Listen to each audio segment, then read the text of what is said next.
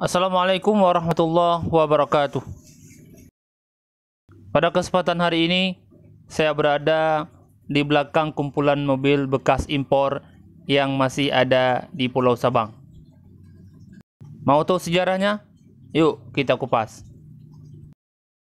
Perjalanan kali ini menelusuri wilayah seputaran kota Sabang untuk melihat bekas peninggalan bersejarah pada masa Sabang berjaya sebagai pelabuhan bebas. Secara geografis, kota Sabang terletak di Pulau Weh yang berada di bagian paling barat wilayah Negara Kesatuan Republik Indonesia yang mempunyai posisi dan lokasi yang sangat strategis. Sabang merupakan salah satu kota di Aceh yang terletak di Pulau Weh, yang menjadi pintu gerbang dari ujung barat Indonesia. Sabang memiliki total luas daratan sebesar 12.177,18 km. Wilayah ini berbatasan dengan Selat Benggala di sebelah utara, Samudra Indonesia di sebelah selatan, Selat Malaka di sebelah timur, dan Samudra Hindia di sebelah barat. Berada di jalur lalu lintas internasional, baik laut maupun udara, sehingga telah memposisikan Sabang sebagai pintu gerbang masuknya arus investasi, perdagangan, dan jasa dari dalam dan luar negeri. Sekitar tahun 1900, Sabang adalah sebuah desa nelayan dengan pelabuhan dan iklim yang baik. Kemudian, Belanda membangun depot batubara di sana. Pelabuhan diperdalam, sehingga dapat masuk kapal yang bermuatan lebih besar dan mampu menampung 25.000 ton batubara. Kapal uap, kapal laut yang digerakkan oleh batubara dari banyak negara, singgah untuk mengambil batubara, air segar, dan fasilitas-fasilitas yang ada di Sabang. Sebelum Perang Dunia Kedua, Pelabuhan Sabang sangatlah penting dibandingkan Singapura. Di saat kapal laut bertenaga diesel digunakan, maka Singapura menjadi lebih dibutuhkan dan Sabang pun mulai dilupakan. Pada tahun 1964, dibentuklah suatu lembaga komando pelaksana pembangunan proyek Pelabuhan Bebas Sabang yang disingkat dengan KP4BS melalui Peraturan Presiden Republik Indonesia Nomor 22 Tahun 1964. Tahun 1965,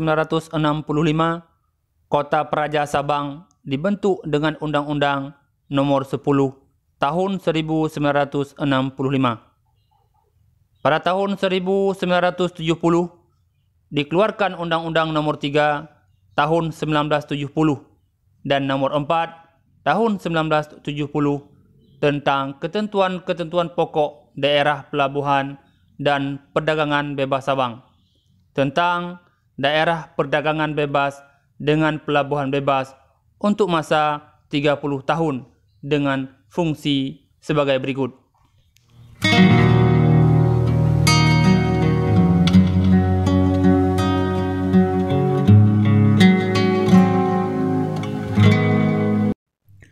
Pada tahun 1985,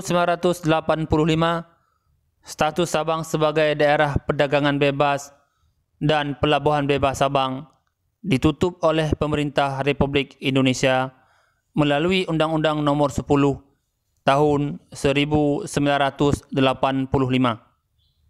dengan alasan maraknya penyelundupan dan akan dibukanya Batam sebagai kawasan perdagangan bebas dan pelabuhan bebas.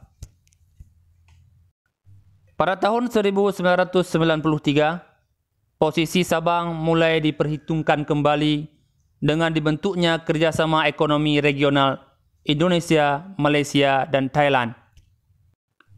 Pada tahun 1997, dilaksanakannya Jambore Ilmu Pengetahuan dan Teknologi yang diperkarsai BPPT di Pantai Gapang, Sabang, untuk mengkaji kembali pengembangan Sabang. Pada tahun 1998, Kota Sabang dan Kecamatan Pulau Aceh dijadikan sebagai kawasan pengembangan ekonomi terpadu, disingkat dengan KAPED, yang bersama-sama KAPED lainnya diresmikan oleh Presiden B.J. Habibie dengan Keputusan Presiden nomor 171 tanggal 26 September tahun 1998. Pada tahun 2000, Presiden Kiai Haji Abdul Rahman Wahid kembali mencanangkan Sabang sebagai kawasan perdagangan bebas dan pelabuhan bebas pada tanggal 22 Januari tahun 2000 diterbitkan Inpres nomor 2 tahun 2000. Pada tanggal 1 September tahun 2000 diterbitkan Peraturan Pemerintah Pengganti Undang-Undang nomor 2 tahun 2000 tentang kawasan perdagangan bebas dan pelabuhan bebas Sabang. Pada tanggal 21 Desember tahun 2000 diterbitkan kembali Undang-Undang nomor 37 tahun 2000 tentang kawasan perdagangan bebas dan pelabuhan bebas Sabang. Pada tahun 2002, aktivitas pelabuhan Sabang mulai aktif kembali dengan masuknya barang-barang impor dari luar negeri, seperti mobil dan motor yang bermacam-macam merek. Namun, pada tahun 2004, aktivitas ini terhenti karena Aceh ditetapkan sebagai daerah darurat militer. Pada tanggal 26 Desember tahun 2004, Sabang juga mengalami gempa bumi dan tsunami.